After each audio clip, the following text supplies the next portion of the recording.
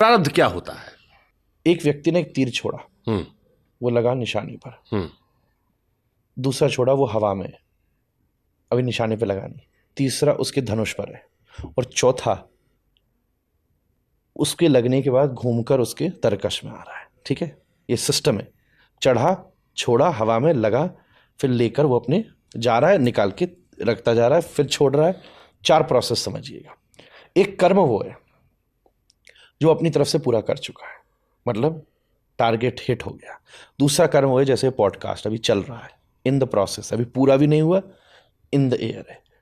तीसरा वो कर्म जो इस समय कर रहा है, पॉडकास्ट चल रहा है, और कर्म क्या है, कभी आपके धनुष पर तीर जाता है, कभी मेरे। जब आप प्रश्न पूछते हैं तो आप परफेक्टली पूछें, और जब मैं उत्तर दे रहा हूं तो मैं परफेक्टली दूं, ये कर्म। अब आता है तरकश। तरकश में वो तीर घूम के आ रहा है। अब अगर वो तीर ठीक से लगाए, टारगेट पे लगाए, तो न तो उसकी एज टूटी है, न वो टेढ़ा मेढ़ा हुआ है, बिल्कुल स्वस्थ है। तो स्वस्थ तरकश में जाएगा, स्वस्थ धनुष पर चढ़ेगा, और स्वस्थ छूट जाएगा। अब अगर वो इधर उधर लगाए, वो टेढ़ा मेढ़ा हो गया है, टारगेट पर नहीं लगाए, उसकी शार्पनेस खराब हो गई है, एज टूट गया है, वो धनुष टेढ़ा मेढ़ा हो गया है, तो टेढ़ा मेढ़ा पीछे आएगा, और आपको टेढ़ा मेढ़ा ही धनुष पर चढ़ेगा, और टेढ़ा मेढ़ा ही छूटेगा। तो तरकश डेस्टिनी है।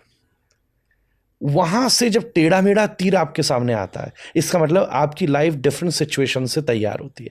अब आपको टेढ़े मेढ़े तीर पर ज्यादा मेहनत करनी पड़ेगी टारगेट पे लगाने के लिए, और आपने ज्यादा मेहनत करके टेढ़े मेढ़े तीर पर टारगेट लगा दिया, तो न्यूज बुक खुल सकता है। और कई बार क्या होता है, बहुत सारे लोग ऐसे भी हैं, तीर तो उनके पास बड़ा स्वस्थ है, जन्म बड़े अच्छे घर में हुआ, व्यवस्था बहुत अच्छी मिली है, सब कुछ सुख सुविधाएं, पर बेचारे निशाने ही नहीं लगा रहे, तीर चूक रहे हैं उनके जीवन में से। ये जो तरकश है, किए गए कर्म का स्टोर हो रहा है और फिर सामने आ रहा है, ये आपके हाथ में नहीं, यही प्रारब्ध है। अगर टेढ़ा मेढ़ा तीर आता है, उसी को दुख कहते, सही आता है उसी को सुख कहते। उसको टेक्निक से छोड़ना ही विवेकपूर्ण कर्म होता है, और ठीक टारगेट पे लग जाए, यही सफलता।